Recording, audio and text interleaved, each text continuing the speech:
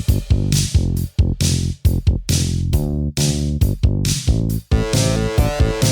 got you into a Remington party.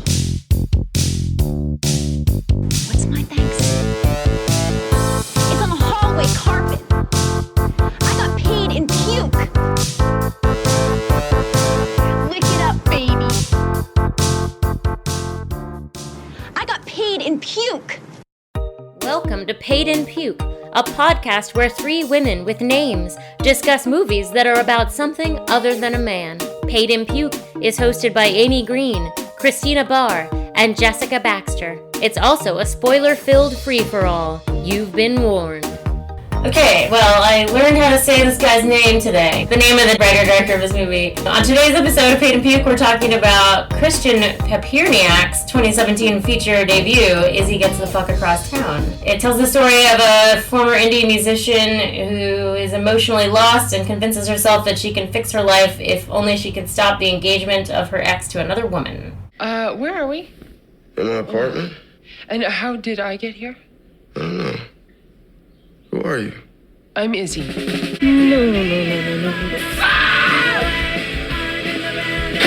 and Whitney, the party's starting soon. I need to get there. Do you break up their engagement? It's over. Nothing's over till I say it is. You're aware of how insane that sounds, right? Look, I'm sorry, but if you get there, it's on your own. I need my fucking car, Dick. I paid you every time I have. Where are my fucking keys? Okay, here's your keys. But you ain't going nowhere. Oh, fuck! I need to get somewhere now. Can you help me get there? Where are you headed? Silver Lake and Los Feliz? Whatever. Let's go, girlfriend. I just gotta run a quick errand. Can I give me a boost? Grab it, he's harmless. Did you just rob your friend's place? Long and short answer, yes. Let's say you do make it to Roger, then what? All your problems disappear? You abandoned me. I stepped off the Titanic before hitting an iceberg. What do you know, Izzy? Why did you move here? Why is your guitar still in the fucking box? You're a fucking mess. Your life is fucked, and now you want Roger to come in and save you. Damn! Every place I go today, there's some sign confirming for me that this is exactly what I'm supposed to be doing. I'm coming for you.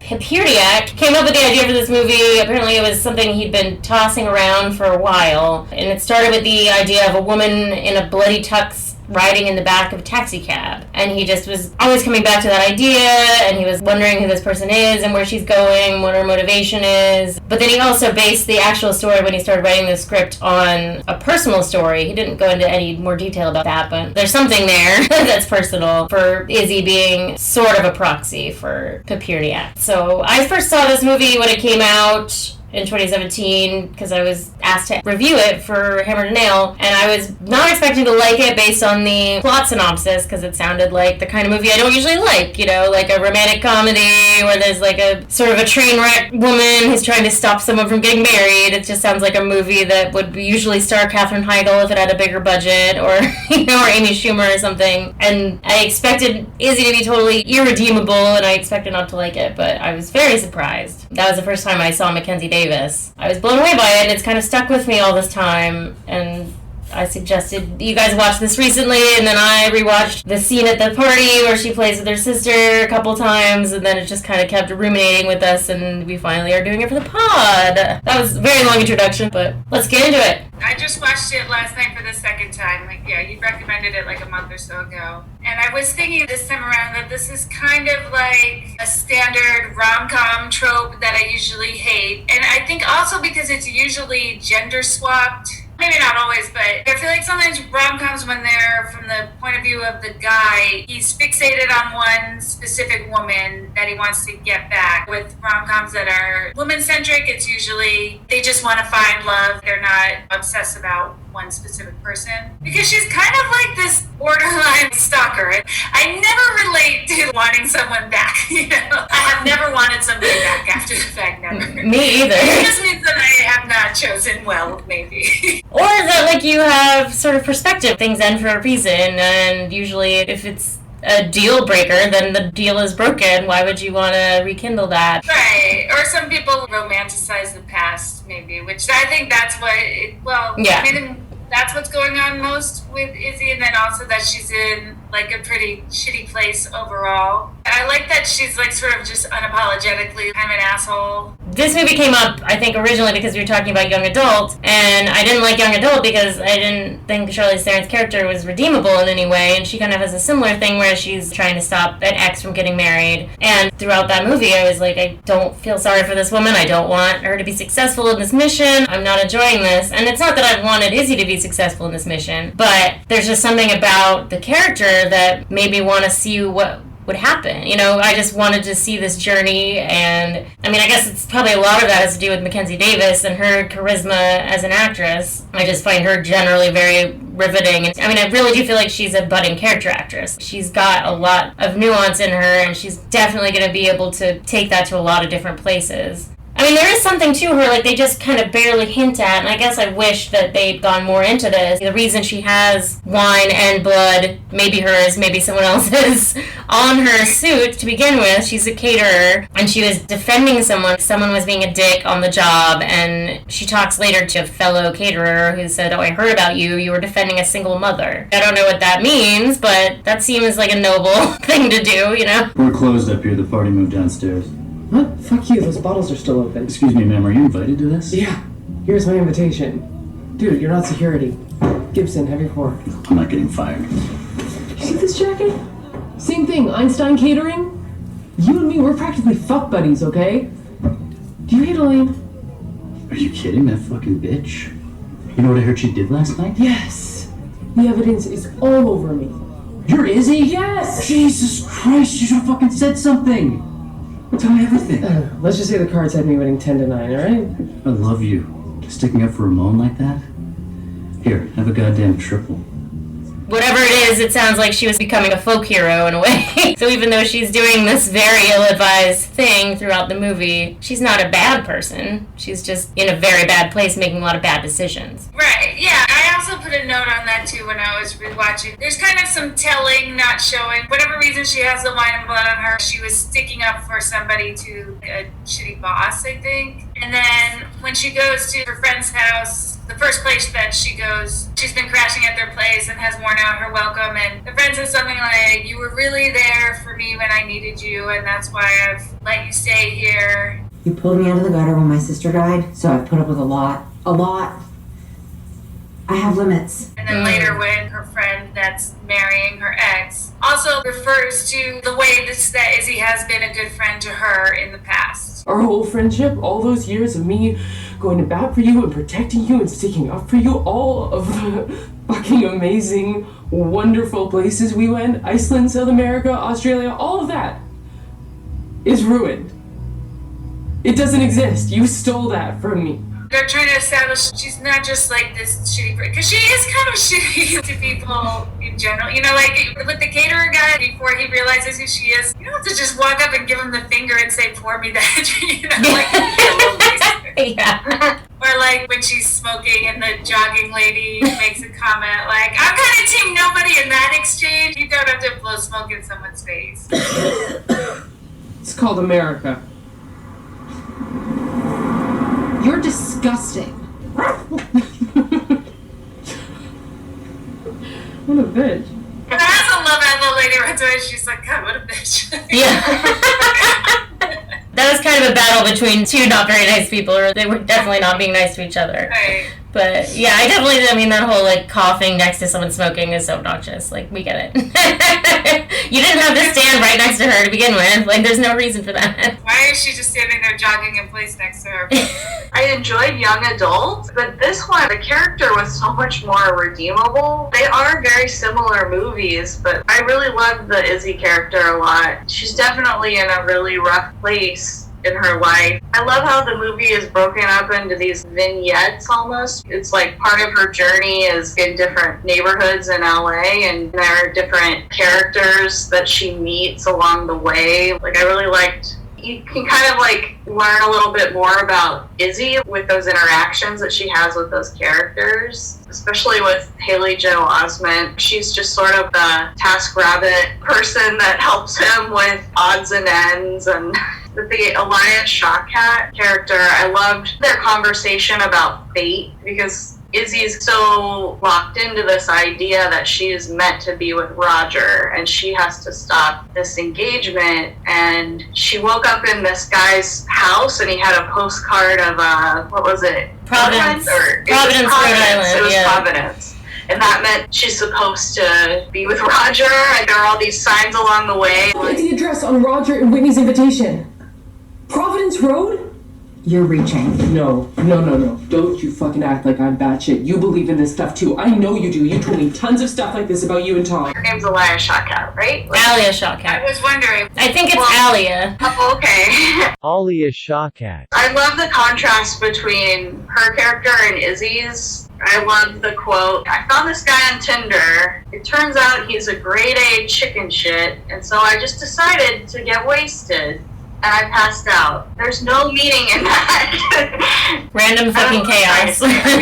I like the contrast between that and the idea of fate and how she was so married to that. She's supposed to be with this person, and the way the story unfolds with Roger, the idea of there's only this one person for me. And I see what you're saying. I like how the movie debunks fate. I kind of love that whenever that happens in a movie. Like, one of the worst movies ever is that fucking movie Serendipity. Yeah. So I like any movie where they're like, actually no, it is random fucking chaos. I mean, the universe is random chaos. Like, the fact that we're all here is so random. And I like that she has a conversation, and then in the end, I mean, who knows what she's thinking when she's walking down the street, but it seems like maybe part of it is she's realizing that it is just what you make it. I mean, definitely there are things that happen to you, but there's a lot you can control too. You can certainly control your behavior, and you can certainly control the way you react to situations. And she's kind of operating on the notion that nothing's in her control other than getting to this party. Now that we're talking about it, I did kind of wonder how she got to the point where she burned all these bridges with people, and why all these people were helping her to begin with if she's such a mess. And it does seem like this isn't normally how she is, right? Like, she's in a very bad place. She's normally a little bit more put together and normally has more of an idea of what she's doing. And maybe that's part of why she locks onto it so much. Just like she hasn't had a plan in a while. And this is the first time when she's like, oh, I have a clear plan. I have a clear vision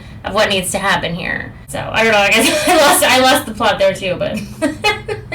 Well, I think like her friend, or maybe it's her sister, makes a comment of like, your life is at this really dire point right now, and you're thinking if you just get back with Roger, everything will be put into place. So, let's say you do make it to good old brilliant Roger in his affluent world of tech, then what?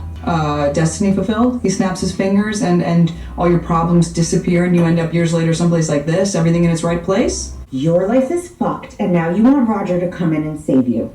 She's in this very dire point in her life and is just so desperate to force this to happen. I really liked how in the beginning she's talking about these little things that Roger would do that almost seem charming to her, like the retelling of the story and like the way that he sneezes. Oh yeah, the funniest way of telling stories about his past. Each time he retells one, it gets a little bigger, a little more dramatic, a little bigger, a little more dramatic. Like he was constantly workshopping them. He was trying to will the eventual story, the not real one, into something much better than the truth ever was. When they actually are back together again in the end, all of these things happen and she just seems like... They become very annoying to her. That's not how it happened. That's exactly how it happened. No, it's not. Yeah, Emma and I were just talking about it last week. No, you guys were older. You were like 14. But it's less interesting for the story if you're older.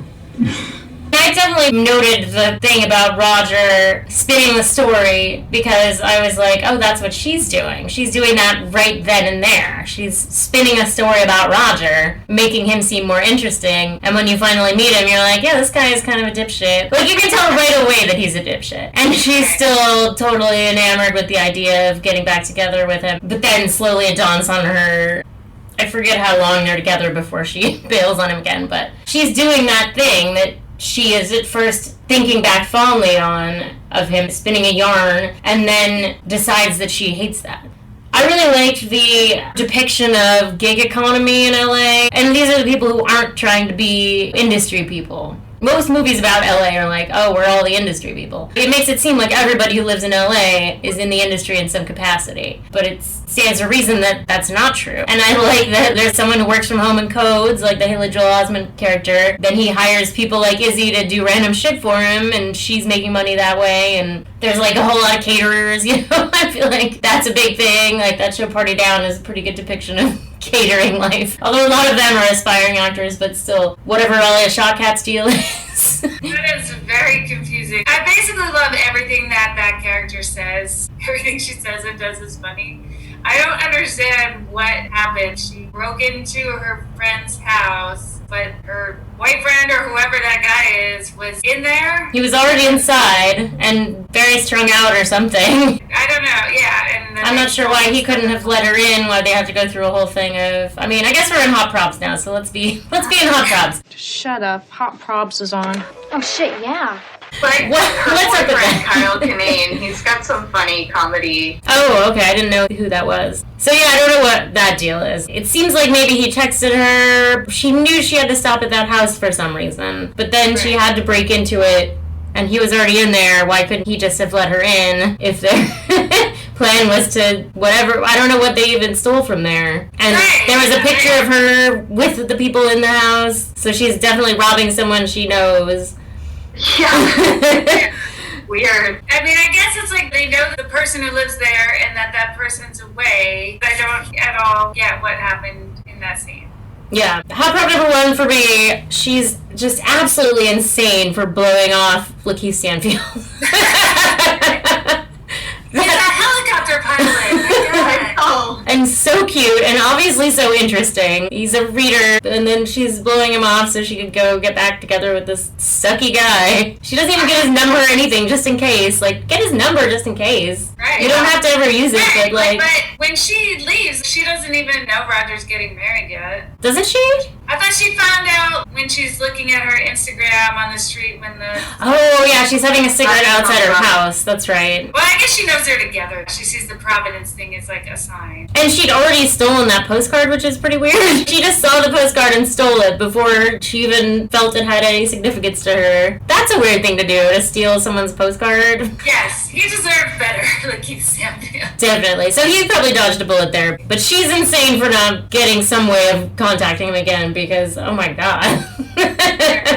He's so cute. Yeah. And he's not even in the industry, so he probably doesn't have a lot of the normal LA baggage that you're gonna get. He's probably just not superficial and a chill dude, you know? It's a chill dude who reads. This movie is about someone who's making bad decisions. Yes. That is definitely a very bad decision. And his name is George, too, which is such a cute I name. didn't really have a lot of hot probs, but the fact that it's Christmas time just seems very arbitrary to me. There's just Christmas decorations, and she goes to a Christmas party. Christmas in LA, I guess it just looks like summertime. Yeah, I wrote that down as Christmas in LA must be so weird. Everything looks exactly the same except there are wreaths on doors and trees in people's houses. It's so strange. That might just be because they just had to shoot on location in 16 days and they didn't want to have to redress everyone's house, and if there's trees up already, just shoot it as is, right? Like, they can't really redress anybody's house. The movie is very low budget, and I think they spent most of the money on the actors, which is good. That's one of my favorite things about it, is just how indie it is. But it has this amazing cast. Yeah.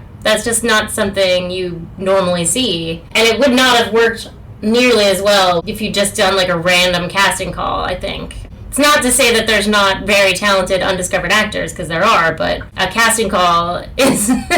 you'd see a lot of people who aren't very good, and it takes a long time to find the right people. So I was very curious about what happened there, and what happened was Papierniak knew he wanted Mackenzie Davis for that role, so he sent the script to her, and didn't expect her to say yes, but she did say yes. And then after that, she kind of got everyone else on board, because everyone else was like, oh yeah, I want to work with Mackenzie Davis, sure. And then the other thing was that they're shooting in LA, and most of the people lived there, and most of the people only had to do like a day on set. So it'd be like, we have Lakeith for a day, or we have Rob Hubel for a day, and it wasn't anything off their backs to just do a day where they played a character and got paid for it, you know, got paid scale. So I think that's very interesting and very fortunate for Papierniak. Really lucky break for him. Yeah. I hate it when people say this isn't like the movies. That's a pet peeve for me, and that's in there. That's a hot prob. I really hate it. It's so cliche, and no one says that either. No one's ever like, this isn't the movies. I feel like people say it the other way sometimes, like, oh, this is like a movie, or if this was in a movie or something. But, like, my little hot prop is the whole scenario of she can take the bus. Like, come on. You have to get there and you have 5 hours. You can take the bus. Yeah, that's pretty elitist thing to say. Like, take the fucking bus. And, like, kind of tied with that is that the rush, like, the countdown to the hours, and it's like, the party's at 5, but it doesn't end at 5:01, you know?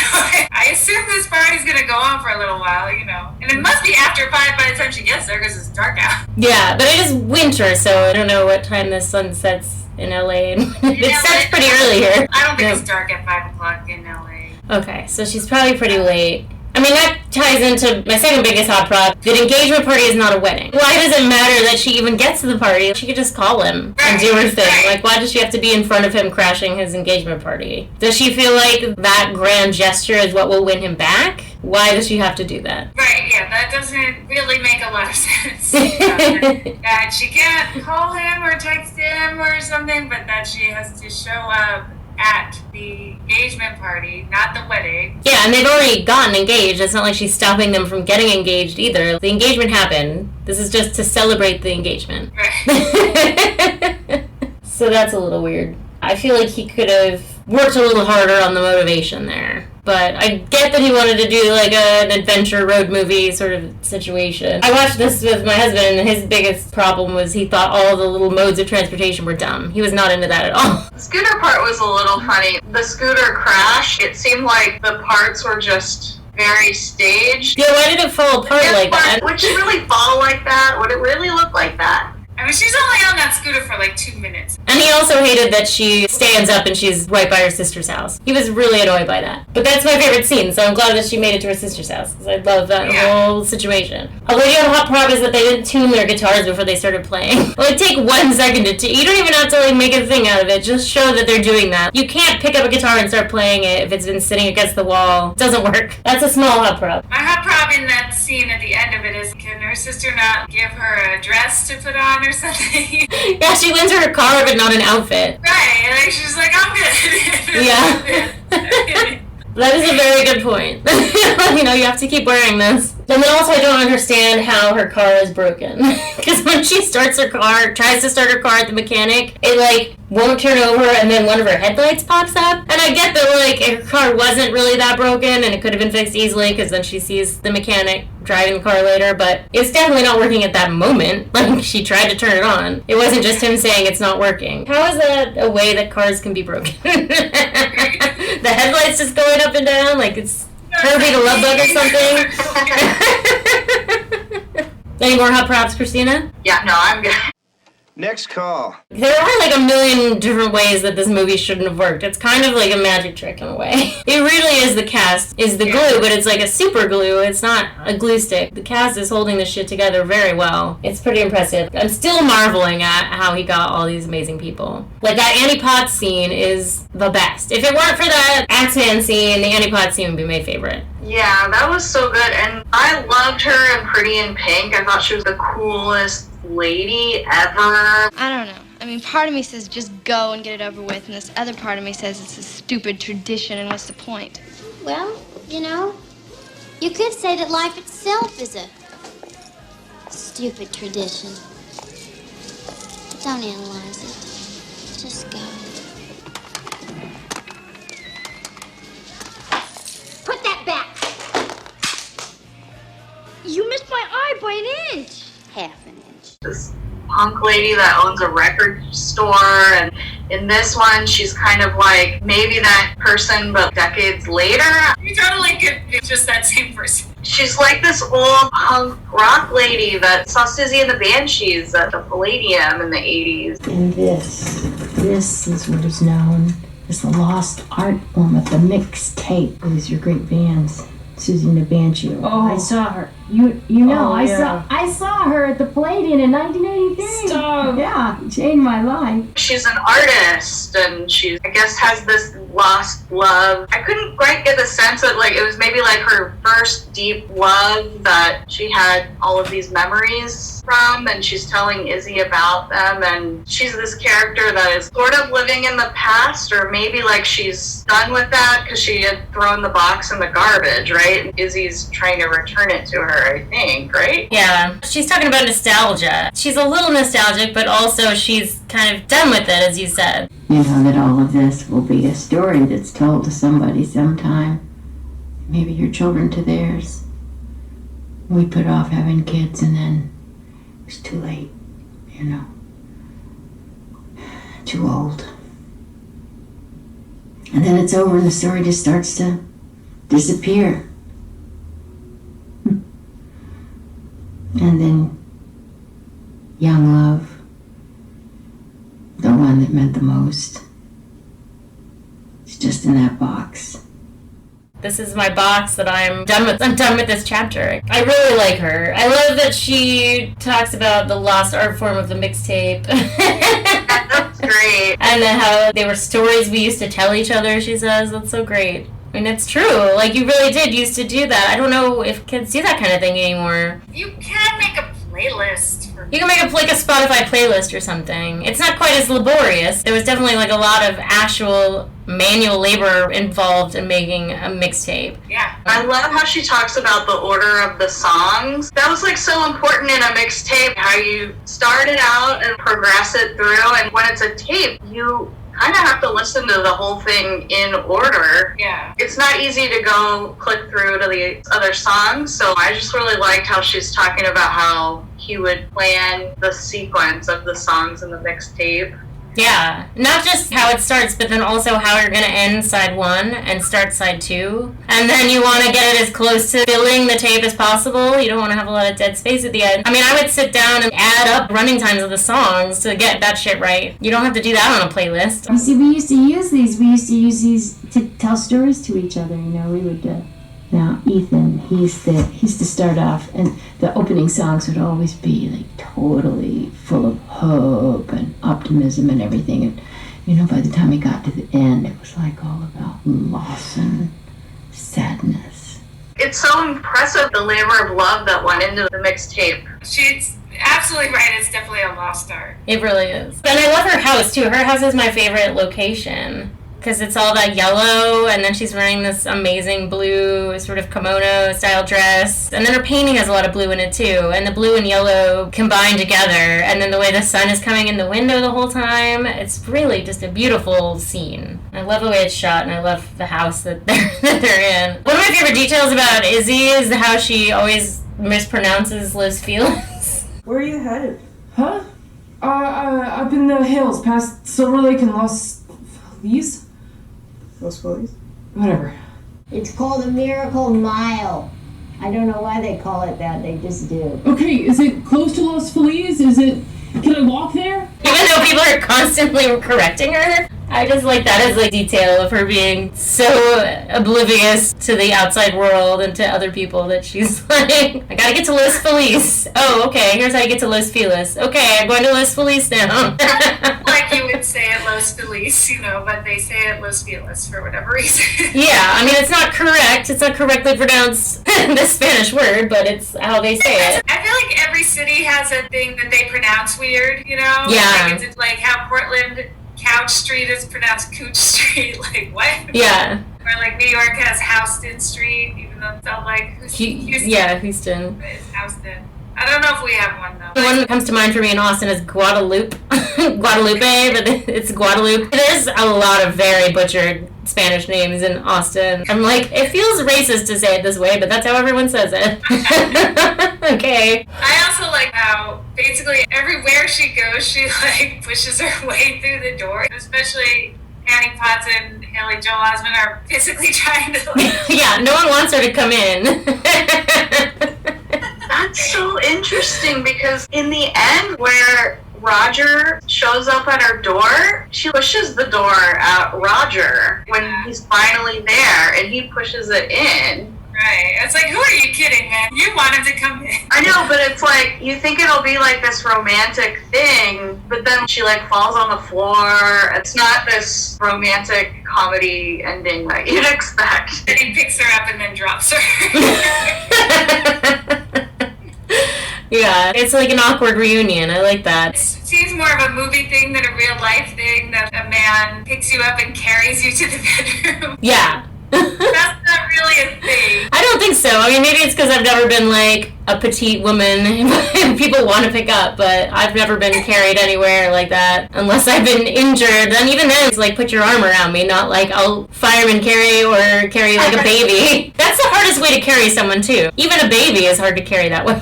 Yeah. Oh, I like that there's a funny detail that Alia Shawkat, I really love how she is talking about Walt. She's saying, that guy, blah, blah, blah, and Izzy's like, Walt, and she's like, right, and then really, like, immediately, 1 second later, she forgets his name again. Well, come on, there's meaning in that. There's no meaning in the fact that I saw, Walt? Right, yes, so that I saw... Walt, yes, I saw fucking Walt. His photo on my Tinder feed. And I thought, he looks alright, so we decided to meet up, and then it turns out he's just a grade A chicken shit. So I got wasted, and I passed out. I love her character so much. She was really great. She's so funny. I've already started underlining meaningful passages in her copy of Moby Dick, if you know what I mean. When, I don't remember the name, her first friend where she's staying, the one that's pregnant, and she says something about a time machine, wouldn't use a time machine to go take a bullet for Lincoln. If you could go back in time, isn't that what you would do? And Izzy's like, okay, would that be like a time machine scenario or like a monkey's paw? Izzy, that catering job was a good fucking job. I stuck my neck out for you on that one. I know, okay? I know. I'm sorry. Is that why you're rummaging through my drawers for money? Okay. If time travel existed, I would make sure that never happened. That. Not like taking a bullet for Lincoln? Oh, I don't know. What would that be? Like a time machine scenario or more of a monkey's paw? What's the money for? And then when that woman's husband is yelling at Izzy and he says something about people of her ilk, and she's like, what do you mean people of my ilk? Which I think she means like, do you mean white people? And he says, people of your ilk, i.e. assholes. Nobody says sweet anymore. It's just your people that talk like that. What do you mean, your people? Other people of your ilk, i.e. asshole. I like that. And then the thing that Walt says when he doesn't want them to leave, and he says, I was gonna make poached eggs and cinnamon toast, and she like burps, and she's like, that does sound dope. No, I was gonna make us poached eggs and cinnamon toast. Wow, that does sound dope. That does, and I really want to, but I really can't. I gotta...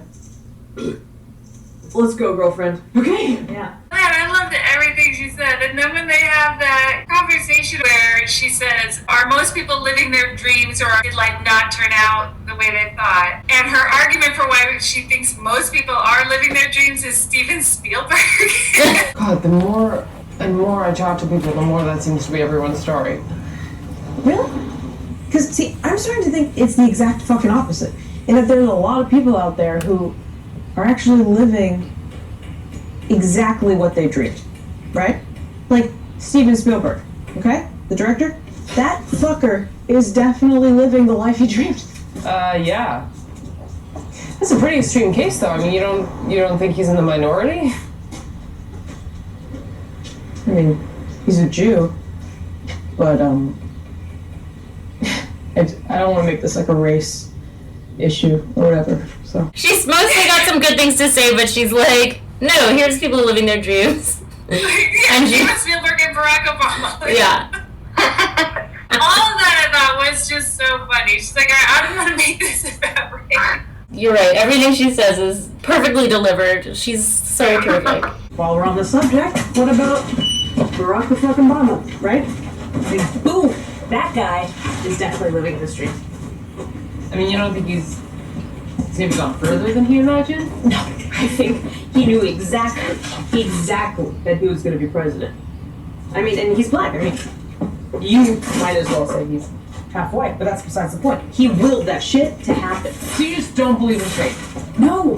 Hell no, man. Then later when Izzy Izzy's talking to her sister, explaining why she has to go stop this, and she says this isn't how it ends, and her sister says, actually, it seems to be exactly how it ends. The party's starting soon. I need to get there. For what? We're in love. This isn't how it ends. Actually, this seems to be exactly how it ends. I need your help. If you don't help me, I won't get there in time. Will you please, for once, just fucking do that?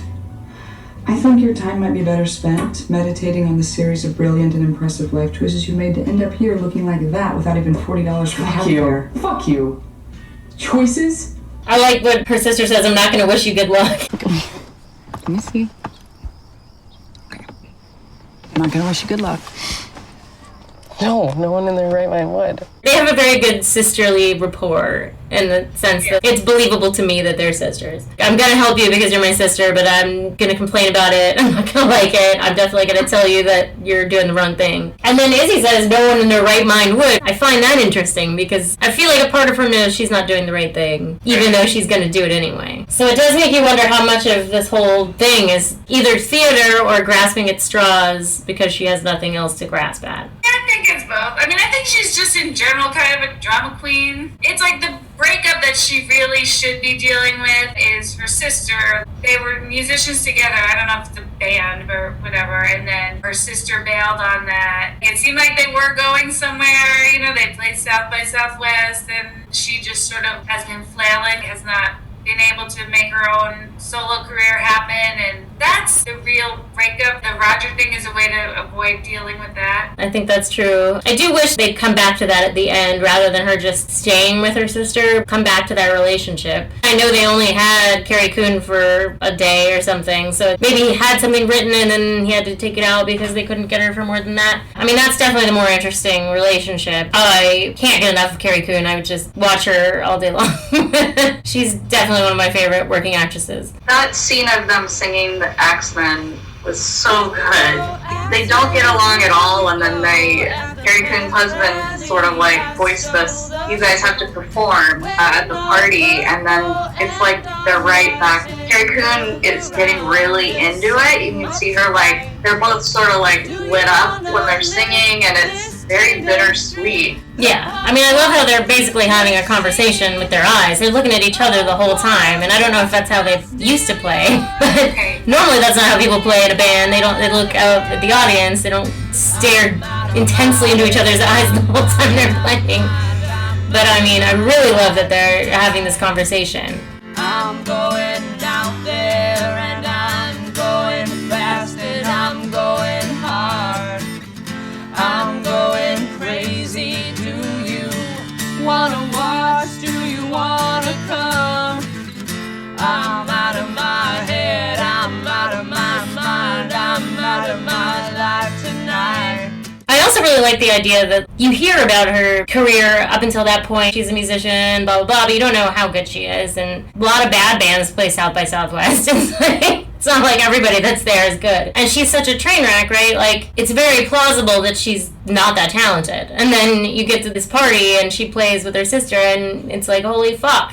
They actually are very good. And it is a tragedy that they're not performing together anymore. Yeah, and also her friend's husband in the beginning who can't stand her. He says something like, oh, after your sister left, you played a show. He's like, and it pains me to say this, but you killed it. Listen, you played the Mercury Lounge right after she quit. And as much as it pains me to say this with every fiber in my body, you killed it. Straight crushed it. Unfucking believable. But you weren't this. Whatever this is. I wish you weren't so talented because I hate you. Like, I hate you, I don't want to say anything good about you. Yeah. When she sees her sister having sex through the window of her house with her husband's cousin, when she gets into the house, that scene with Carrie Coon's husband, Rob Hubel. That was so intense. Her sister totally was like, oh, Izzy saw me having sex with your cousin through the window. And I think she just throws it out there knowing that Izzy, she's not an asshole. She's going to just lie and say, no, that was a joke. You're really going to tell my husband that? Right. She calls her bluff so hard that she confesses before Izzy says anything, which is so great. I mean, it's a very good characterization scene for the two of them. Me Or I'll tell Bennett. Go ahead, he's right there. Bennett! Yeah, babe. Izzy has something to tell you. What's that? Izzy was sneaking around the side of the house and she saw me cheating on you, sleeping with another man. I don't get it. What's going on? Go on, Izzy. Tell him that's what you saw, right? No, Bennett, it was just a joke. It's a really fucked up joke. Sorry. I mean, it's fucking dark. I guess that's funny. No, it wasn't. You're right. I should have thought it through more. I love that they didn't have to have a whole conversation where it's like, remember when mom and dad, blah, blah, blah, let's have a rehashing of the past sister thing. Like, it really speaks volumes about their relationship, that interaction, that doesn't have any exposition in it at all. Oh, another Eskimo I had was the exchange between Izzy and Annie Potts where she asks, can I walk there? And Annie Potts says, Well, you could, but it would be late. How late? Tomorrow. I just like that as like a geography joke, right? Everything's so far apart in LA and it's kind of amazing how sprawling it is. And even though she's lived there for a while, she seems to have just been living in her own little bubble and not really traveling outside of it. That's why she doesn't know how to pronounce anything and doesn't know how to get to places. And then I also really like Annie Potts' directions. It kind of reminds me of Fluid's directions in True Romance. Go down Beechwood and drive a while, and then you're gonna turn right, okay? And then you go and you keep driving and you keep driving. She goes, it's pretty much a straight shot, just a couple of twists and turns at the end. Thank you. I know exactly how to get there now. And I like that Izzy's first email address was izzy69@aol.com. Of course it was. Everyone has such embarrassing AOL emails. Oh, and I really love, I think this is like just a great characterization moment, and I feel like it could have been improv by Rob Hubel, because he's just an improv guy, and it's so Rob Hubel and so funny. It was when Izzy walks in this rumpled suit with the stains on it, and he goes, that's a very cool jacket, by the way. So psyched you're here. Virginia, did you say hello to your sister? I didn't. Alright, I'm gonna let you guys catch up. I'll be right back. That is a very cool jacket, by the way. Like, he seriously thinks that that's how it's supposed to look. I love that. I kind of got the vibe that Rob Hubel did the invite, and she wasn't really invited to the party. Oh. Or something, because she's like, AOL, I don't think anybody has that email or something like that. Right, like he thought he'd invited her to the party, but she clearly wasn't invited. She just showed up. She happened to be there. She's just realizing, like, she's at this party that her sister didn't even invite her to. Yeah, you're probably right that that's how that happened. I did not hear from you. I didn't know you were coming. Invite? Yeah, I sent it to you, man. I sent it to Izzy69@AOL. Did you say AOL? Yeah. I don't think that's anyone's email anymore. Well, it didn't bounce back, so somebody definitely got it. When I watched it at the time, I thought it just meant, like, that's how disconnected she is from them, that they don't have her current email, but knowing what we do know about her sister, it also seems very in character that her sister would be like, yeah, here's her email, knowing that it's not going to get to her, because she didn't want her there. She was definitely not happy to see her there. Right. It's interesting, too, how even though her sister has a seemingly put-together life, more than Izzy, she's still doing Izzy-like behavior, trying to blow up her life, you know? Yeah. Like, they have 2 kids together, at least, I assume, because he's like, play the kids' guitars, and they have these 2 guitars. So they have at least 2 kids, and her husband seems perfectly nice, but she's still fucking his cousin. There's definitely some family traits they share. I liked the line about the bike shorts with the friend's husband, and she's like, my brain just murdered itself after I heard the word saddle fatigue. Sweet shorts, Tom. I know you're being sarcastic, but the chamois on these shorts were precisely designed with multiple densities of foam to minimize saddle fatigue, and they were road tested by Vincenzo Nibali himself. So yeah, they're pretty fucking sweet. Okay, sorry, my brain just murdered itself after I heard the word saddle fatigue. That was really funny. I liked that comeback, but I also really liked his little diatribe about the shorts. I thought that was, I thought everything he said was very funny. And I like how biker people are so into their bike shit, you know? It's just like Scoot McNairy's character in Touchy Feely, right? Like, don't get me started about all my bike shit. I really think a lot about it. Yeah.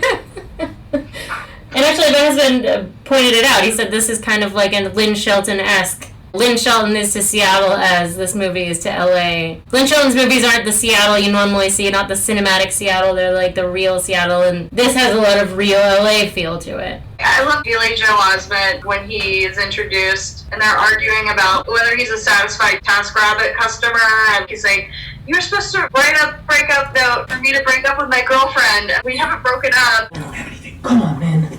Everyone's got something. And you, especially, are someone that generally, I mean this in the best possible way, needs like a lot done for them. I asked you to write a breakup letter for my girlfriend. I did, and you loved it. It didn't work. She's still my girlfriend. The website says satisfaction guaranteed. I'm not satisfied. You weren't when I handed it in. Because I thought it would work. You know what, Walt? Not to split hairs here, but that really has more to do with her satisfaction than yours. And those snickerdoodles you baked for my book club, they went stale the next day. You put them in the fridge, didn't you? I told you that would ruin them. Fridge keeps things safe. And she's like, "You're supposed to put them in the fridge," and... No, you weren't supposed to put them in the fridge. I thought that was so funny. That was like kind of triggering for me as a baker. Like, if you want to get the moisture out of something, put it in the fridge. When she sees her ex-best friend after she's just leaving the engagement party, her friend walks out and Izzy turns around and she's like, "I'd say this is a pleasant surprise, but I'm not surprised, and this is far from pleasant." Yeah. I'd say this was a pleasant surprise, but of course, I'm not surprised, and this is far from pleasant. Those are my Eskimos. It seems like Roger and whatever her friend's name is are a good match. I don't know. They seem very similar. Oh, and one more. Clearly you overestimate how much I care about my dignity. Percy, how are you? Let's try not to make a scene, shall we?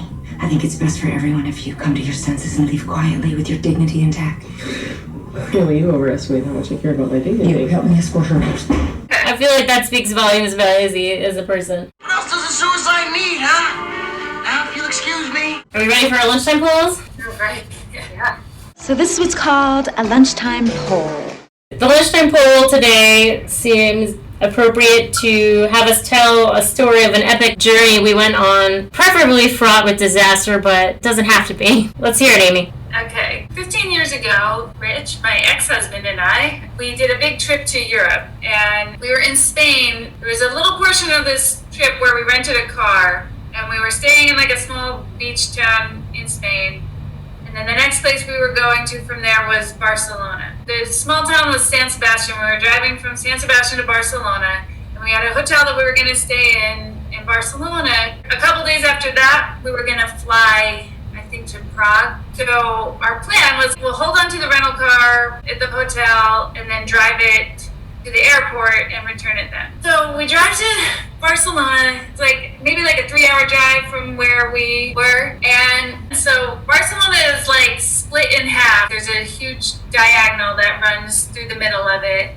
And north of the diagonal, it's all this perfectly gridded city. The other side of the diagonal, it's a mess. It's like a total maze called Las Ramblas. This is the days before GPS, before smartphones. So all we had a Spain for Dummies book, and it had one page of it as a street map of Barcelona. If our hotel had been in the gridded part, we would have just driven right to it, parked it, everything would be fine. But our hotel was in the other part. When we get there, it's like 4 o'clock. We just like got a snack on the way, so it was like, oh, yeah, we're almost here. We'll park the car and then maybe go get an early dinner or something. So we can see on the map, like there's this huge roundabout with 8 different turnoffs. Let's say it's like A, B, C, D, and our hotel is on C, so it's like we're going through the roundabout, right? There's A, there's B, there's D. Wait, what happened to ours? Where was it, right? We go through this roundabout like over and over again. We keep seeing like all the streets that are supposed to be there except the one that ours is on. Like maybe we can't get there from there. At some point in this, somebody hit us with a motorcycle. It was like not even relevant to the story because it ended up being like we forgot about it. It just like rear-ended. I don't think it did any damage. No one got out. Let's try and make our way there some other way, and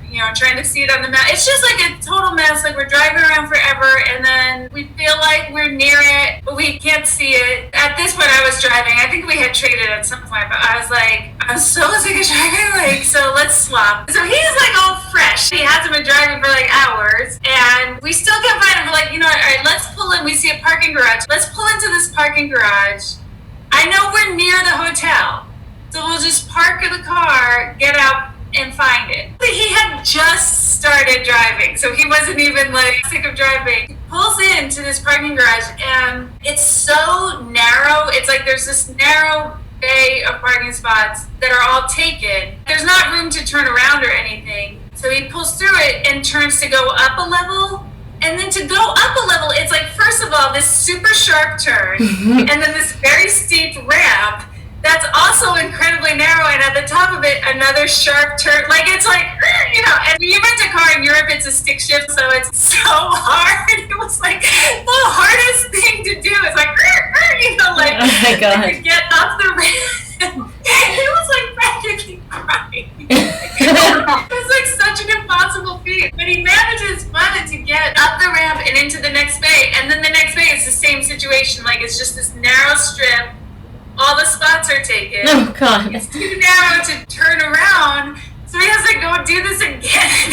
Like, go up to the next level, which is the same deal. And he gets to the third level again. Like, it's fun. And he's like, fuck this. And he just like puts the car in reverse. You're not gonna reverse down this ramp. So he manages, there's like not a spot, but something where you can kind of pull into. So he manages to get into that just so he can turn the car around. I'm like, Strutz, even just think about it, was like the most difficult driving maneuver you ever had to do. So now we're still in the same situation. That didn't work out. He pulls up, there's this lady standing there.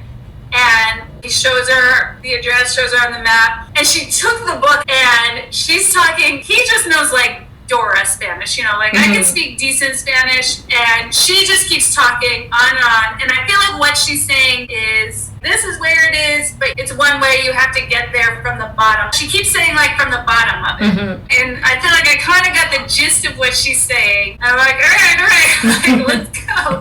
And she keeps talking and talking, but she's holding out her book, you know, so we can't just drive away.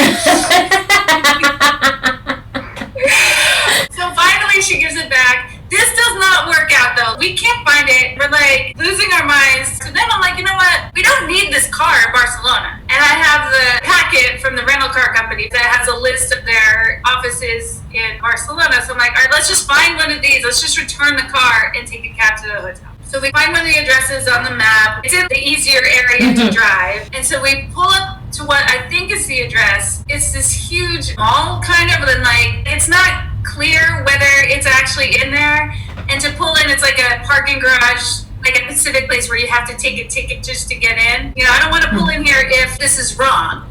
So we pull in, I get out of the car and I ask a garage attendant, who ended up being the hero of this story. So I'm talking to him and I can speak decent Spanish, but I don't know how to say rental car, but I'm like, is there an Avis here? We want to return the car at the office, at the Avis office. And he's looking at me, he's like a little confused. And then Rich takes the horn and holds up the thing from Avis with the logo. And the guy's like, oh, Avis! Of course. And then he just knows everything. He's like, there used to be an Avis here, it's not here, but there's one at a train station that is nearby. To this day, I remember the name of the station because he drilled it in my head. He's like, Estación Renfe. Estación Renfe. I'm like, and at this point, somebody is trying to pull into the garage behind where Rich is blocking, and someone's like honking his horn at him. So this guy, the Superman guy, he gives me the exact directions to where Avis is.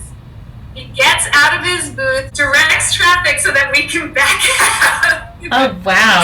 So we go, and even that was a pain getting into this train station. It's like a thing where there's a strip of rental car offices, and some of them are outside, some of them you have to go through some gate. We still finally managed to get, by this point it was like 8 o'clock. Oh, we pulled into at 4. We were like, let's have an early dinner. Right. We finally get there, we return the car, we get all our stuff, we go to get into a cab. There's some warning in our Spain book that's like, cab drivers can try and rip you off. So like, before we get it, we're just like, you know, like, how much is this gonna cost? And the guy's like, and go, like, it's like $5. Yeah. You know, great, let's go. So we get in the cab, we give him the address, goes, you know, that giant roundabout that we had gone through a million times. You know, he goes through, he just pulls off to the side, and it's like a promenade. And he's like, okay, you can't drive on this street, but it's right there. Oh, no.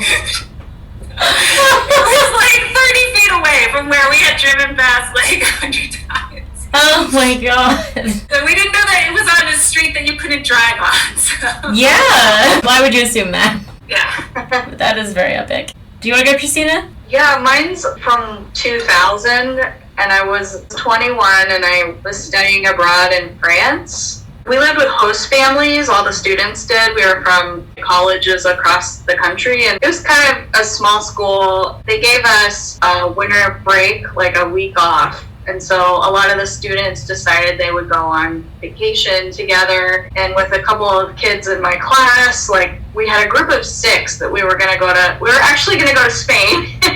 So like we get train tickets all together, but the train left at 11 p.m. and we didn't have assigned seats. It's like late at night and everybody on the train is sleeping and we have to go multiple cars down. So our group split up and we weren't all in the same train car, and we didn't know this, but in the middle of the trip, the train split in half. And so like one half of the train went further into Spain and then the other half of the train went somewhere else. The train stopped. This girl from my class, who I didn't know, was like running through the cars, and then she said, "Christina, they're gone." 4 of the people that we were going to be on the trip with to Spain, they weren't there. So it was just me and Sarah, this girl. I literally just knew her name. We called our host families. We didn't have cell phones. We called our host families, letting our host parents, like, we're okay, we just don't know where our friends are. We were at this train station that we were told, if you're coming from Provence, you have to go through this station to get to Spain. So we're like, okay, we'll stay here, because they have to come through here if they want to go to Spain. We stayed in this train station for 10 hours, and we were just eating like Snicker bars and chips from the vending machine and just waiting for them to show up, and they never showed up. We didn't even know. We were just sort of like people that tagged onto this Spain trip with some other classmates. We didn't have a plan. After 10 hours, we just decided, okay, let's go find a hotel and take a shower. We just decided, okay, where do you want to go in Spain? And we just planned this whole trip, just me and Sarah. So I spent a week with her, and we became really close friends, but I didn't really know her at all before, but we ended up having a fun vacation together. We took a boat to Ibiza, and we saw that, and rented mopeds there, and it was really fun. We went to Valencia, I think. It was quite an adventure. It was just like a really crazy trip. It did not turn out how we thought it would. We ended up seeing our friends back at school. Like, we couldn't find you. We were waiting so long. And if we had cell phones, this wouldn't have happened. What happened to them? Kind of the craziest journey I've ever been on. Did you ever find out what happened to them? Their train had split, and then because we had waited at the one station, but we never saw them, so I didn't know exactly how they got into Spain, or maybe I don't remember, but it was really scary at first. They were on the wrong half of the train? I don't know. We didn't know that happened. We thought the whole train was going to go to the same place, but that was not the case. You would think, right? Yeah. That's not the craziest thing to think. I feel like Spain assumes people know some things. Right, like you can't drive on every street and trains split in half. The whole train doesn't go there, come on. I know. It was so crazy. Jessica, did your story take place in Spain as It well? doesn't. No. Well, we're back in the good old US of A.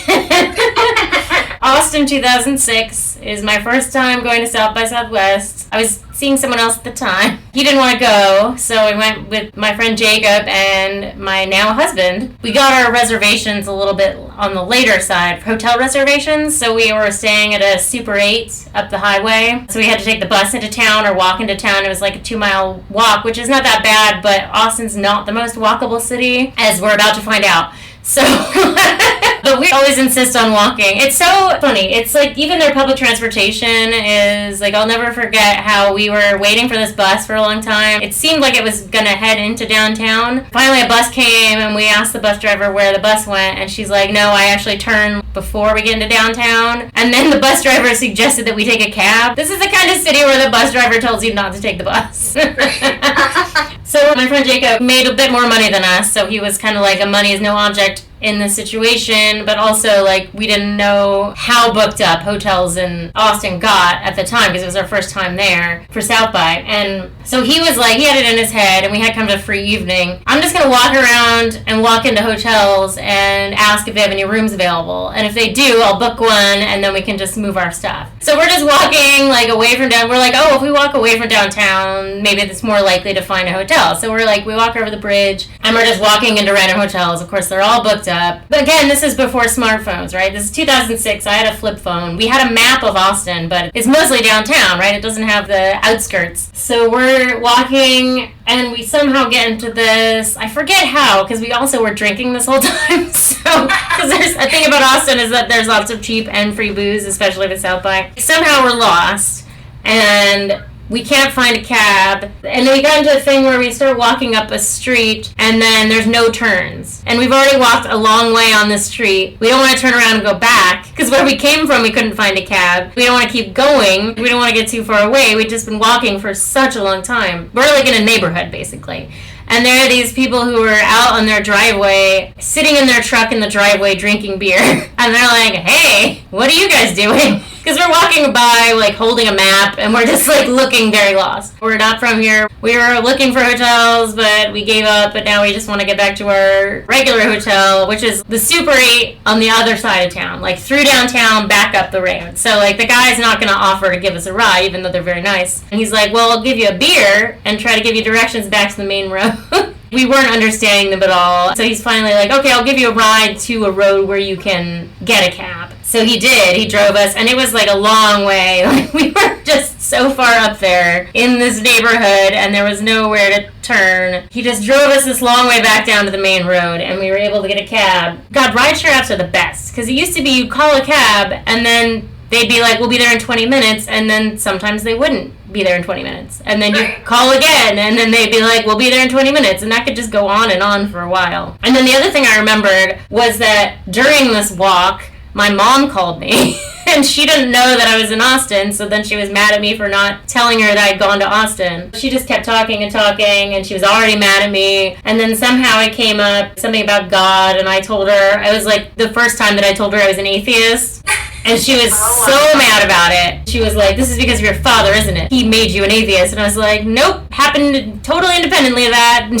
I just remember, like, having this big fight with my mom while we're fucking lost in the neighborhood in Austin. And so finally, we finally got a cab back home. We were very tired, and I don't know if it was the same trip or a separate trip to Austin where, because that guy was so nice and gave us a ride and gave us a beer, it was so cool. We're like, oh yeah, people in Austin are just really cool. This guy who was at a show was like, oh, do you guys want to ride back to your hotel? Because again, we always end up staying at these shitty Super 8s up the road. And he's like, I have a truck, I'll take you guys back. So we're like, okay, we'll get in the car. And also our friend Justin was there, and then our friend Cherry, who lives outside Austin, she was there. She was like crashing on our hotel floor. So we got in this guy's car or truck or something. I think it was a truck. There was enough seating for us all, though. We're like, this is not the way to our hotel. He's driving the opposite direction. He's like, yeah, I know, I just need to go to my house for something real quick. And we're like, oh, okay. So he drives to his house. He pulls in the driveway. He's like, you guys want to come in for a beer or anything? And we're like, no, we'd really just like to get back to our hotel, so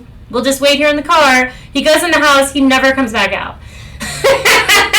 And then Sherry's like, I have to pee. And we're like, okay, well, we'll go with you. Like, we're not going to let you go in by yourself. And we go in, and the guy's just sitting on his couch drinking a beer. And we're like, we're going to use your bathroom, and then I think we're going to just go. And he's like, are you sure? I'll give you a ride back. Just have a beer. He just kept, like, really wanting us to, like, stay and have a beer. And we were, like, getting major serial killer vibes from this guy. So Cherry pees, and then we're just out of there. And then we called a cab. And again, it was another thing where it took a really long time for a cab to actually show up. But that's what Austin is like pre-smartphone. Now this would never happen. It's funny how all of our stories would be easily thwarted now by opening our map app or opening a rideshare app. We're alive, and we didn't get serial killed. How very. Let's see, I have one fun fact, which is that the woman who plays Izzy's friend, who she's crashing with, is the wife of Papierniak. And also she produced the movie. Reluctantly, apparently. I read an interview where she was like, I said I didn't want to produce it, but then I ended up making all these calls and doing all this work, and I was talking to a friend, and the friend was like, guess what? You're producing the movie. So she was like, oh yeah, give me credit for that. I thought that was kind of funny. Was she really pregnant? Yeah. I think that's my only fun fact, though. Other than the fact that Corinne Tucker was all gung-ho about letting them use her song. The song they play is Axeman by Heavens to Betsy, which is Slater Kinney's Corinne Tucker's first band. He wrote that into the script, that particular song. He was like, it's gotta be this song. They say never do that, right? Never, like, hinge your entire movie on a song that you might not be able to get the rights to. Really, this guy got so lucky in so many ways. It's amazing. But Corinne liked the script, and she was like, yeah, you can use it, and so they got it. I loved all the music in it, and Courtney Barnett was in it too. I loved her song. Yeah, the soundtrack kicks ass. Yeah, it's really good. And I like how the look of the movie matches the gritty sound of all the bands that he uses.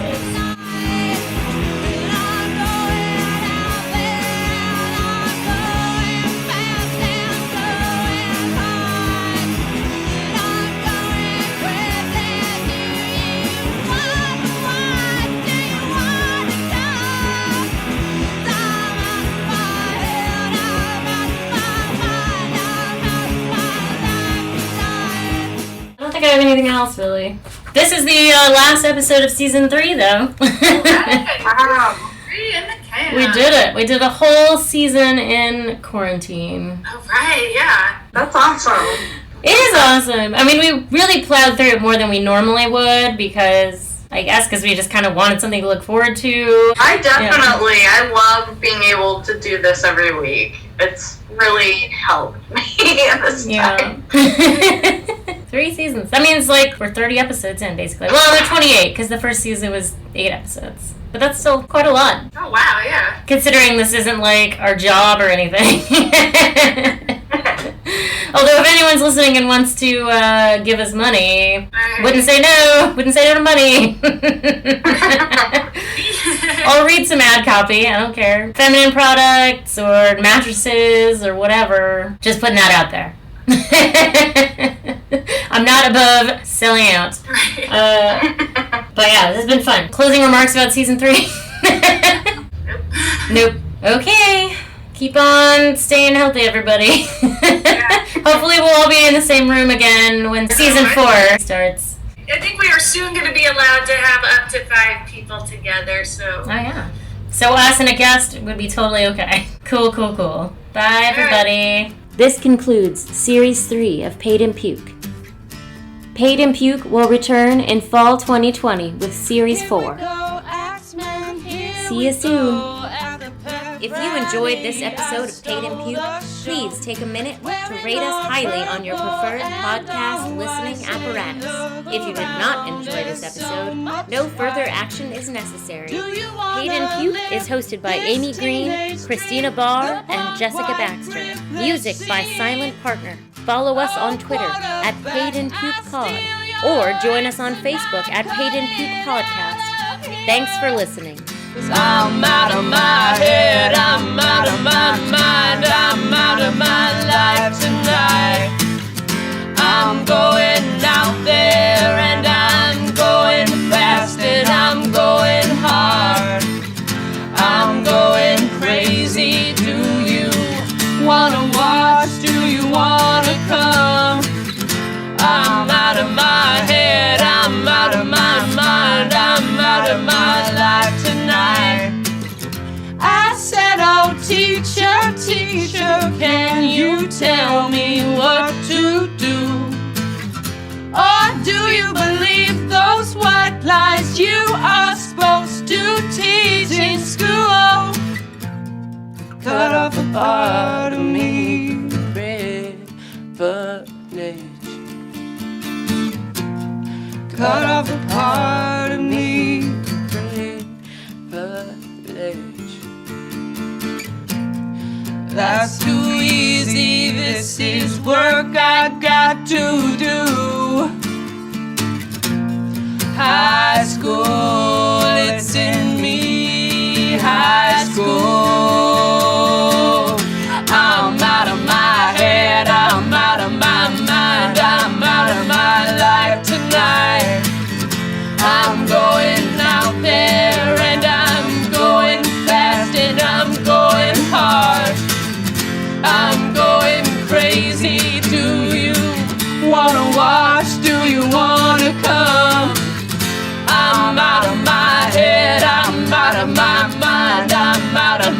life tonight. Here we go, Axeman, here we go. At the pep rally, I stole the show. Wearing our purple and our white. Say, look around, there's so much white. Do you wanna live this teenage dream? The punk white privilege scene. Oh, quarterback, I'll steal your axe and I'll cut it out of here. Oh, oh, oh, oh. Lick it up, baby. Lick